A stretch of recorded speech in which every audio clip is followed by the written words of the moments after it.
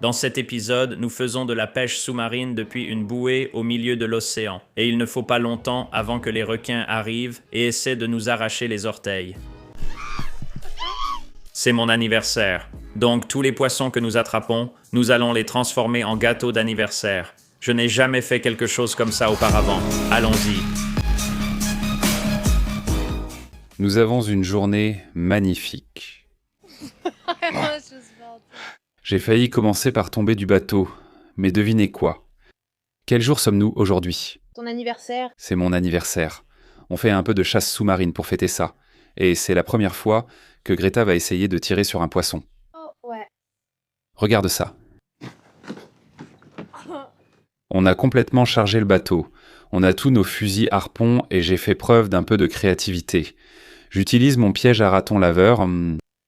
C'est un de ces cages-pièges pour raton laveur et j'y ai attaché une bouée. On va le remplir d'amorces, le jeter sur le récif et avec un peu de chance, les poissons viendront et on pourra les tirer. Plutôt malin, non? Et Greta a du tout nouvel équipement de plongée avec tuba qu'on va essayer. Et bien sûr, on a nos arbalètes Killshot. Un grand merci à Killshot Ed, même s'il n'habite plus dans les Keys de Floride. Je ne sais pas s'il fabrique encore des arbalètes. Je vais devoir lui demander, mais c'est l'arbalète personnalisée de South Florida Fishing Channel qu'on va utiliser. Nous avons aussi une autre arbalète personnalisée. Ma toute première arbalète fabriquée il y a 18 ans. Et elle tire toujours droit. Du moins c'est ce qu'on pense. Ce sera l'arbalète de Greta. On vient juste de rentrer de notre voyage au Japon. On a essayé d'attraper un poisson au Japon. Cette vidéo sort la semaine prochaine. Alors abonnez-vous à la chaîne, on largue les amarres. Et ensuite, on va démarrer ce moteur et on va croiser les doigts pour qu'il démarre. C'est parti. Vroom vroom, faites-moi de la place là-haut. J'arrive. D'accord. Oh, je suis tellement excitée d'aller dans l'eau voir des poissons. Oui, j'ai hâte de te voir nager avec un fusil harpon. Vraiment? Ouais. Tu n'as pas peur? Peur? Moi? Baby, you said... Ouais, ne me tirez pas dessus, ce serait bien. J'ai une info amusante pour mes spectateurs. Aujourd'hui, ce n'est pas seulement mon anniversaire. C'était aussi l'anniversaire de Hitler. Mais pour être clair, je n'ai aucune tendance à vouloir envahir l'Europe. Ni l'envie de le faire. Ou est-ce que j'en ai envie? Non, je veux juste conquérir quelques petits poissons innocents et ensuite les mettre au four. C'est parti. Ouah.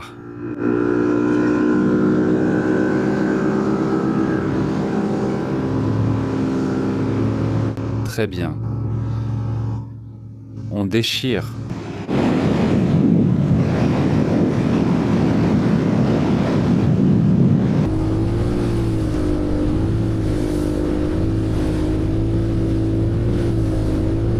Nous sommes ancrés ici sur le récif, dans un endroit assez peu profond.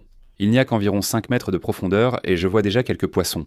Maintenant, on va jeter notre petite amorce secrète, la poubelle à raton laveur. Et puis j'ai une petite bouée gonflable sympa qu'on va mettre à l'eau. Regardez cet engin qu'on a fabriqué. Il a été utilisé pour capturer des ratons laveurs enragés. Maintenant, il va servir à ramener quelques poissons. Ouais, donc on va le remplir.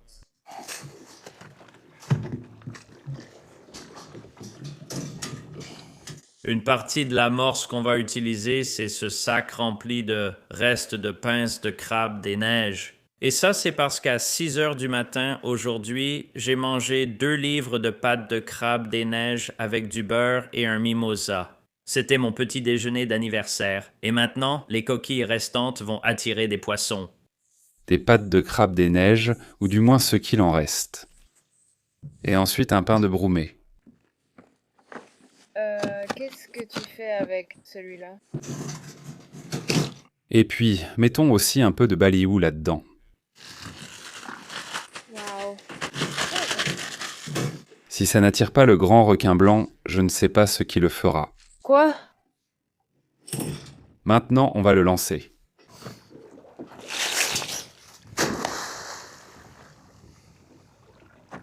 Les poissons l'attaquent.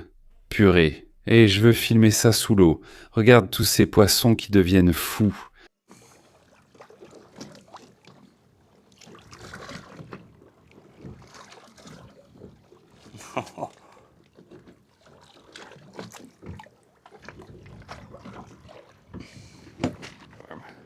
Quoi que tu fasses, ne mets pas ton fusil harpon près de ce truc. Il est temps d'aller dans l'eau. Et c'est l'une des premières fois que Greta fait vraiment du snorkeling en eau salée.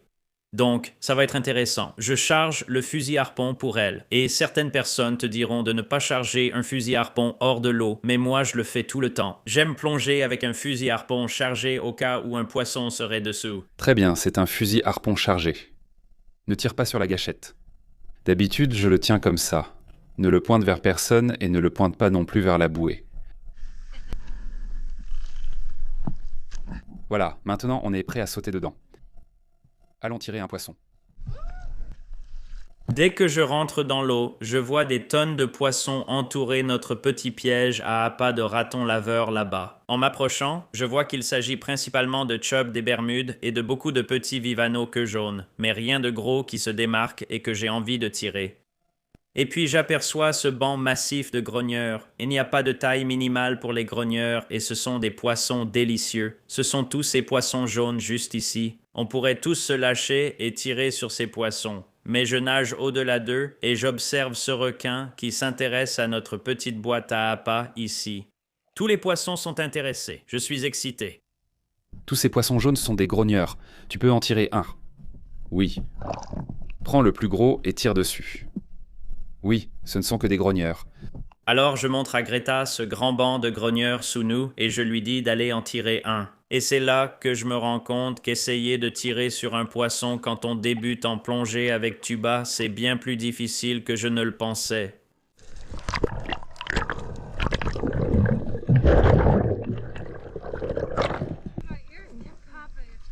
D'accord, en descendant, pince-toi le nez et souffle. Débouche tes oreilles. Et en descendant, tu tiendras ton fusil comme ça, à peu près au centre pour l'équilibre, puis tu utiliseras l'autre main pour te pincer le nez en descendant.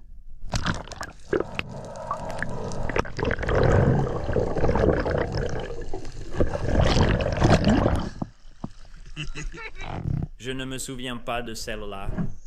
Un barjack s'est approché de moi et je l'ai tiré. Greta avait quelques problèmes avec son apnée et aussi avec sa flottabilité, ce qui m'a fait réfléchir. Je vais faire une vidéo de chasse sous-marine pour débutants qui permettra à n'importe quel débutant d'atteindre des profondeurs de 10 à 12 mètres presque instantanément. Je vais faire cette vidéo pour l'aider elle et pour vous aider tous.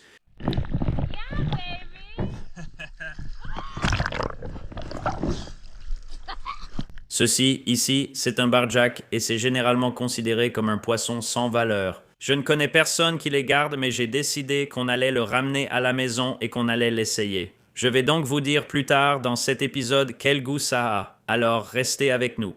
Honnêtement, c'est un beau poisson. Est-ce qu'il a aussi bon goût qu'il en a l'air? Restez avec nous pour le découvrir. J'aperçois un gros barracuda et je me suis emballé parce que j'avais envie d'en tirer un. Il est assez loin de moi, à environ 6 mètres, mais je tente quand même le coup. Et ma flèche part trop bas. Quand tu tires à plus de 3 mètres, il faut vraiment viser plus haut parce que la flèche commence à descendre rapidement dès qu'elle perd de la vitesse. Pickles Reef ressemble vraiment à un aquarium parfois. C'est tellement beau. C'est comme si tu étais dans une piscine, mais tu es aussi sur un récif dans l'océan, et tout peut arriver. Je me demande toujours ce qui va sortir ensuite. Juste devant nous, tu vois un mérou noir. Il mesure environ 45 cm, donc trop petit pour être gardé. De toute façon, ce n'est pas la saison, mais je reviendrai pour eux. Et ici devant moi, on a encore un carangue noir, et il nage directement vers moi. Grosse erreur, et je le touche.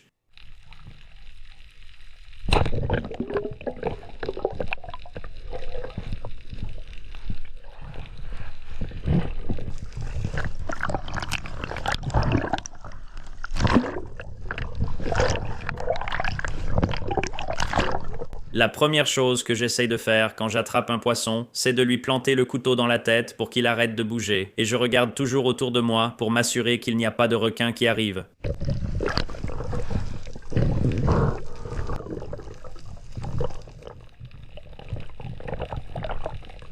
Et qui a dit que les filles n'aiment pas les gars qui postent des photos de poissons? Allez, regardez mon poisson.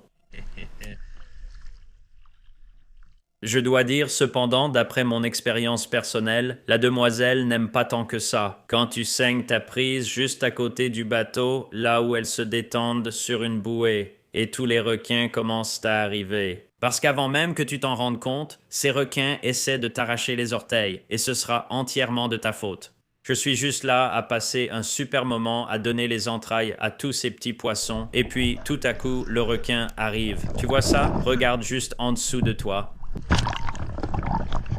Tu le vois?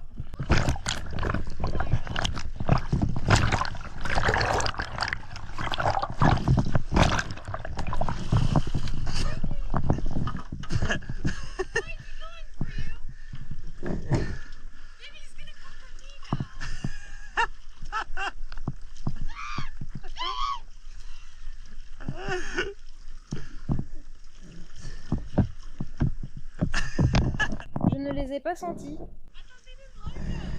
Non, il t'aime bien quand tu as ce poisson. Ce poisson. En héros que je suis, je la tire en sécurité et tout va bien après avoir eu une bonne remontée de bretelles à propos des requins. Elle n'aime pas vraiment le poisson, donc je ne sais pas ce qu'elle me trouve. Prends-le, ce n'est pas du tout mauvais. Regarde. Tu vois? C'est plutôt bon, non? Bref, retour dans mon endroit préféré, sous l'eau, loin du monde, à chercher dans les grottes un poisson innocent à chasser. Là, j'utilise ma lampe torche, ce qui m'aide à regarder dans ces crevasses profondes et sombres. Regardez tous ces grogneurs. Des milliers et des milliers de grogneurs partout sur ce récif. Si vous débutez dans la pêche sous-marine et que vous voulez juste vous entraîner à viser et harponner des poissons que vous pouvez manger, venez au récif Pickles. Il y a des grogneurs partout à harponner. Et il y a des grottes impressionnantes comme celle-ci. Malheureusement, je n'ai pas trouvé de poissons sous ces grottes, mais j'ai déjà harponné de très beaux poissons à ces endroits par le passé. Regarde-moi ces rayons de lumière qui traversent l'eau. Je pense qu'il est temps de faire une pause bière. Alors on s'assoit sur notre bouée au milieu de l'océan en buvant une petite bière juste au-dessus du récif. C'est pas génial, ça? Il suffit de regarder en bas et tu vois certaines des plus belles choses du monde juste sous toi. Et il y a même une murène juste en dessous de nous qui nous regarde. Tu vois la murène juste là? C'est une grosse verte. Tu sais quoi? Je vais la nourrir pour que tu puisses regarder. Dès que je suis entré dans l'eau, les murènes ont commencé à sortir des trous et à presque nager vers moi. Quelque chose m'a dit qu'elles avaient probablement très faim. Elles ne sont généralement pas aussi agressives, elles doivent donc être vraiment affamées. J'ai vu une anguille essayer de prendre un baliou dans ma cage et je me suis dit que ce petit ver vert devait avoir faim. Alors j'ai remonté la cage et j'ai sorti quelques-uns de ces balious. Je vais nourrir ce gars-là. Les murènes ont des dents très pointues et je connais un gars qui a perdu un doigt à cause de l'une d'elles. Alors j'ai décidé de mettre le baliou au bout de mon harpon au lieu d'utiliser ma main pour le nourrir. Et je nage jusqu'à la murène, je la laisse le renifler et j'espère qu'elle va mordre dedans. Bam. Oh, il l'a englouti. Je pense qu'il en veut encore. Voici un autre baliou juteux pour mon nouveau meilleur ami. N'aie pas peur, retourne-toi et prends une petite collation. C'est ça, l'homme et le serpent peuvent être amis.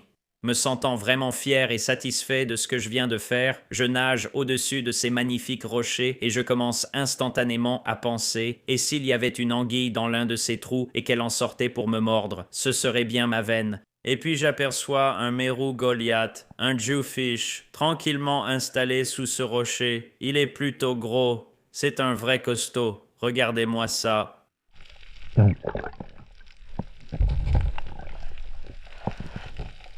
Bon, retour à la chasse. J'aperçois un banc de carangues jaunes, un de mes poissons préférés à manger, et ils viennent directement vers moi.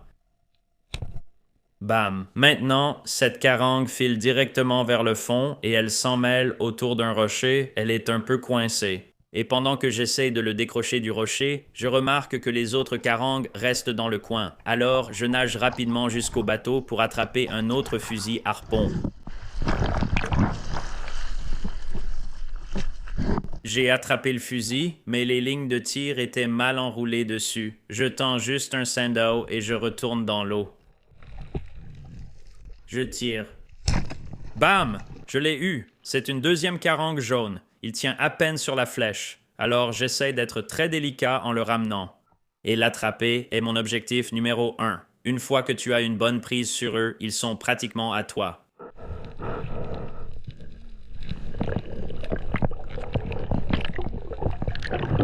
Plante le couteau dans la tête, sors-le, remonte-le à la lumière. Pour le dîner, il sera un vrai régal.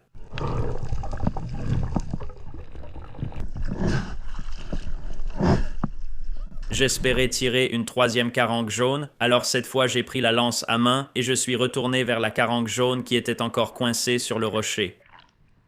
J'ai pu le retirer facilement parce qu'il tenait à peine sur la ligne de tir. Celui-là est bien dodu.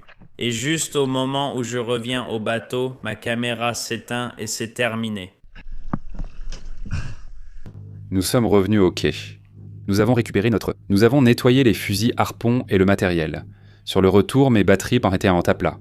J'ai nettoyé le bateau et rechargé les batteries, puis je l'ai accroché au camion. Et on s'apprête à la sortir parce que la semaine prochaine s'annonce venteuse, donc ça ne sert à rien de la laisser dans l'eau.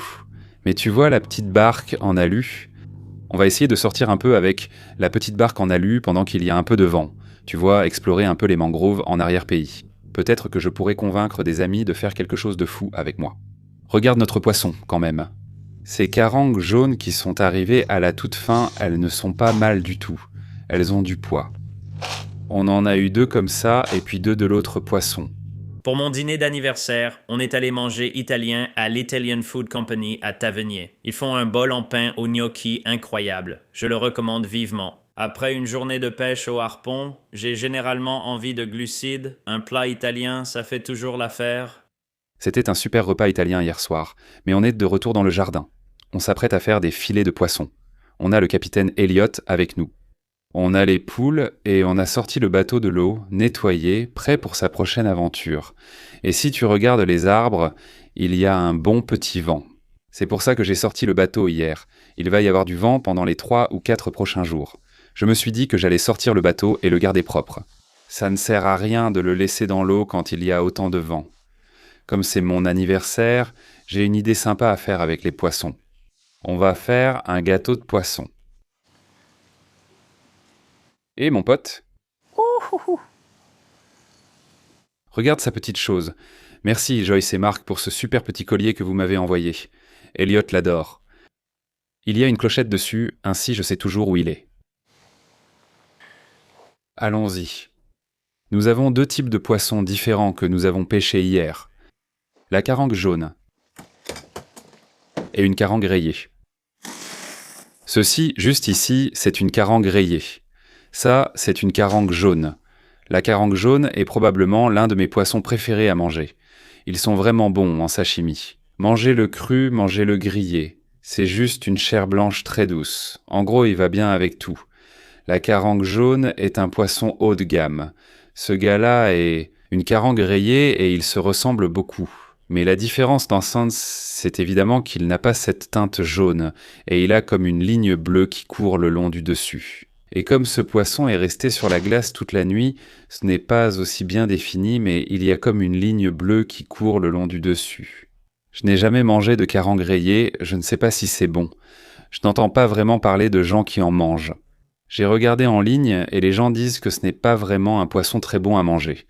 Cependant, je reviens tout juste du Japon et au Japon, chaque poisson est un bon poisson à manger. Ils mangent même du baliou là-bas. Peut-être qu'on fait juste un peu les difficiles en disant que la carangue rayée n'est pas bonne à manger. Essayons. Mon pote, que fais-tu ici? J'allais justement mettre mes gants. Un de mes abonnés m'a recommandé de porter ces gants jetables quand on nettoie le poisson, et c'est probablement le meilleur conseil qu'on m'ait jamais donné parce que je peux nettoyer le poisson. J'enlève les gants et il n'y a absolument aucune odeur de poisson sur mes mains pour le reste de la journée. Ouais, est-ce que vous pouvez faire la différence? Lequel est lequel? 2 carangues jaunes, 2 carangues rayées. On va tous les emmener là-bas. On les emmène tous à la station de filetage. Regarde ça, mon pote. Papa a eu les gros.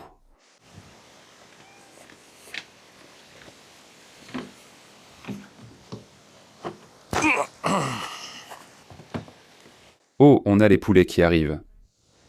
On a le chat qui arrive. C'est comme un vrai zoo ici. Ils savent tous que c'est l'heure de manger. Et pour nettoyer ces carangues jaunes, c'est à peu près comme n'importe quel autre poisson. On va juste le fileter. Ils sont aussi excellents à cuisiner entiers. Puisqu'ils ont presque pas d'écailles... Oh là là, celui-là est bien dodu.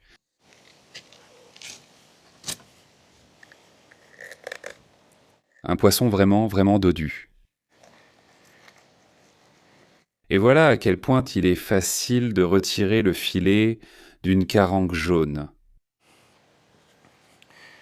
Nous n'avons presque rien gaspillé, mais ici, on ne gaspille rien du tout. La carcasse va aller aux poules et elles vont se régaler. Elles vont finir de picorer le reste de la viande. C'est notre ligne de sang. On veut s'en débarrasser. Mais on fera ça plus tard dans la cuisine. J'entends Elliot miauler comme un fou en bas. D'accord, mon grand? Salut. Prends ça et pars. Elliot, allez, par ici. Les poules vont l'attraper avant toi. Viens ici. Tiens, je vais le mettre. Peux-tu éviter de marcher sur les poissons? Je n'ai pas envie de t'attraper. Va le chercher.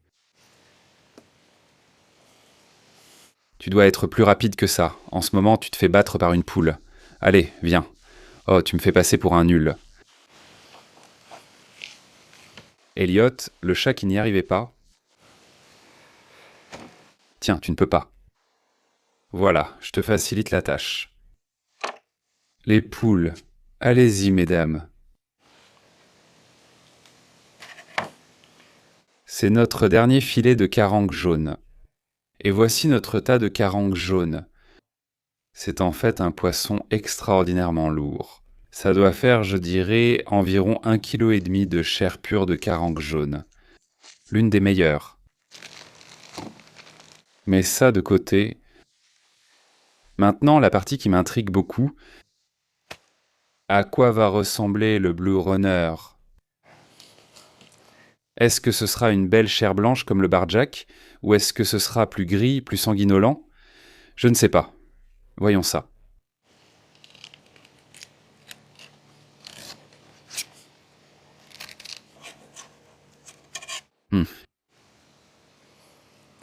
Un peu plus gris, mais ça n'a pas l'air sanguinolent. Intéressant.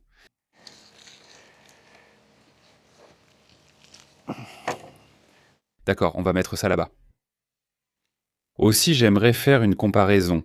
Ce barjack, on ne l'a pas vraiment saigné correctement. J'étais un peu pressé quand je l'ai harponné, mais ce barjack-là, je l'ai bien saigné et vidé. Donc, la viande devrait être de meilleure qualité. Je vais le fileter rapidement et voir s'il y a une différence dans l'apparence de la viande. Regarde tous les animaux. Elliot est en train de se régaler avec ce filet.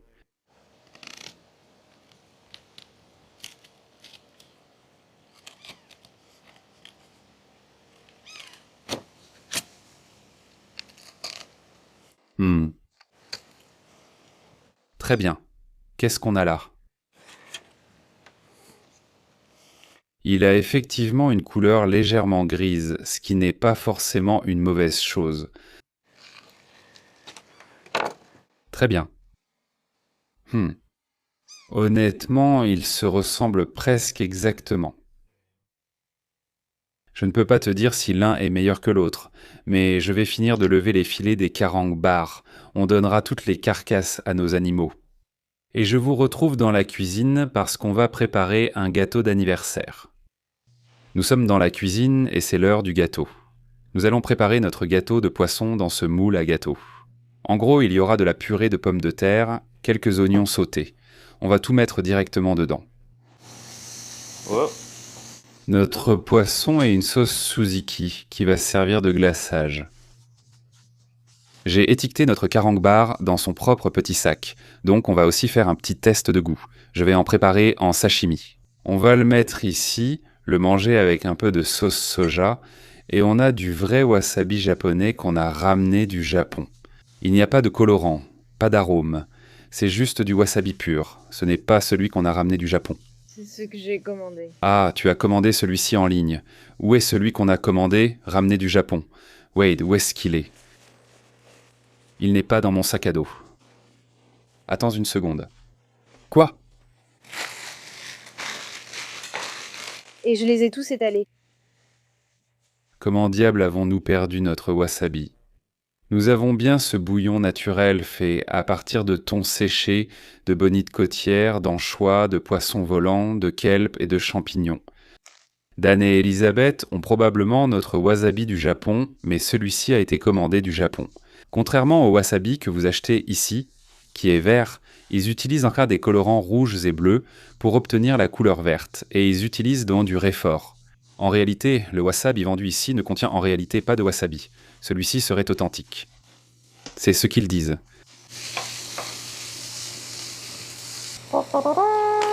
Prenons une tranche de notre carangue jaune. Nous allons enlever les arêtes et la ligne de sang. Comme ça, il ne nous reste plus qu'un beau morceau de chair bien propre.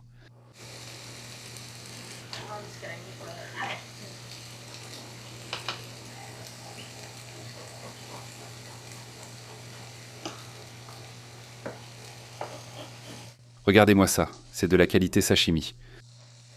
Prêt à l'emploi, on va le découper.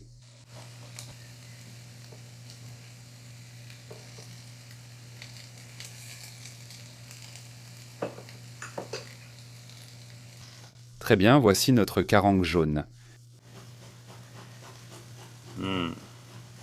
Maintenant, on va préparer du sashimi avec une partie de notre barjack et on va voir s'il y a une différence.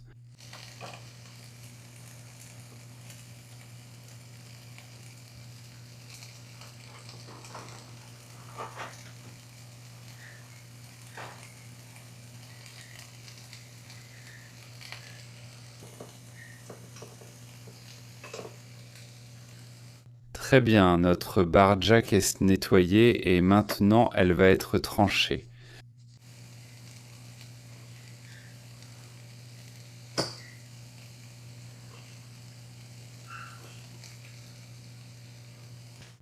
En termes de couleur, elle se ressemble presque parfaitement. Je ne vois pas de différence. Donc je vais devoir me rappeler de quel côté de l'assiette se trouve quoi.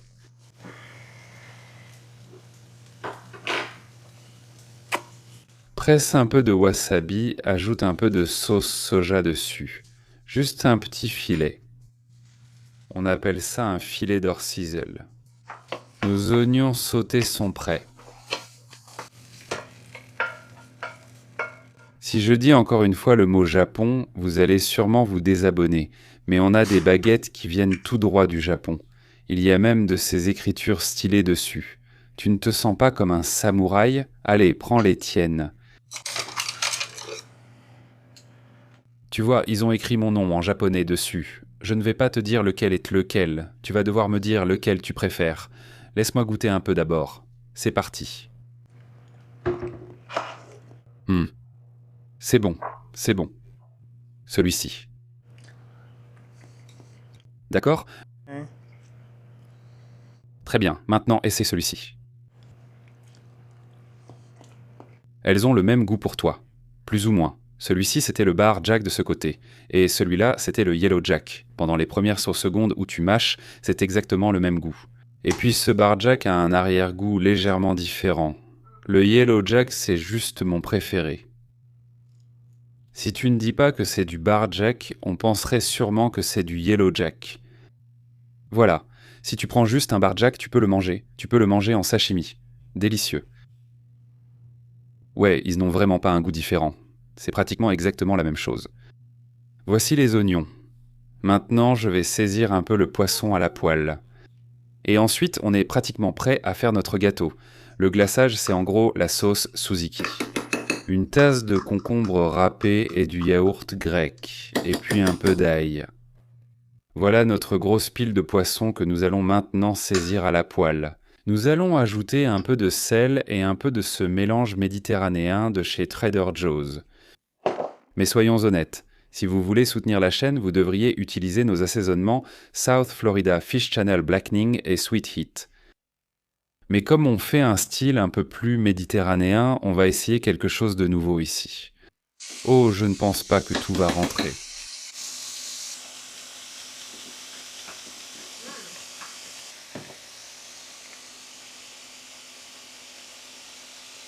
Secoue, secoue, secoue-le. Retourne-le. C'est une chair tellement blanche, délicate et qui s'effeuille. Si vous avez peur des bonnes saveurs et du poisson qui met l'eau à la bouche, cette chaîne n'est pas faite pour vous. Oh, ça sent bu ici. Tout le poisson est cuit. Nous sommes de prêts à préparer notre gâteau de poisson. Et nous avons un autre gâteau ici. J'en suis à la 25e bougie. La 25e bougie, La 25e bougie? c'est à peu près tout. On peut s'arrêter là. 27. Regarde le petit poisson fraise sur un gâteau bleu. 28. Oh non, on manque de place. Donc la première couche au fond du gâteau sera le poisson, qui est des seins bien disposés là en bas. Oh non. Et ensuite, on a préparé de la purée de pommes de terre maison, qui sera la deuxième couche et le dessus. C'est l'heure de la purée de pommes de terre. Ça commence à ressembler à un vrai gâteau.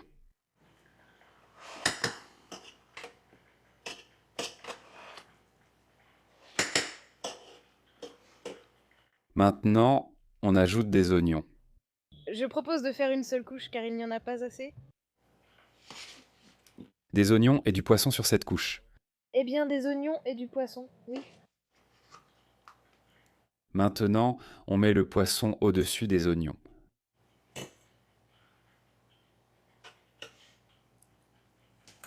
D'accord.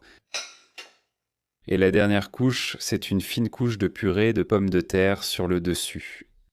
Rendez-la bien lisse et uniforme.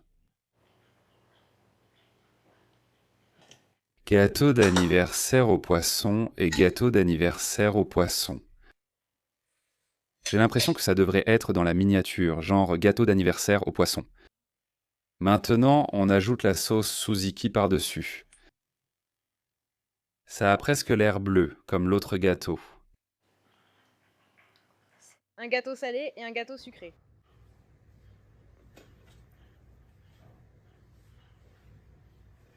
Et pour la révélation finale, nous avons notre gâteau sucré-salé au Yellow Jack. Et puis ça, c'est juste un gâteau d'anniversaire sucré. Mais ils ont l'air bons. Mince, il y a assez de bougies ici pour provoquer un incendie.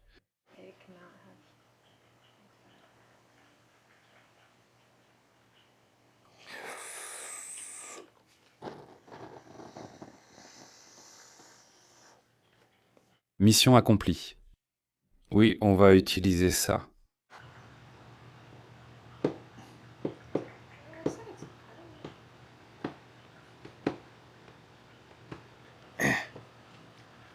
Eh oh, Oh. That kinda worked. ça a un peu marché. Oh oui. Waouh.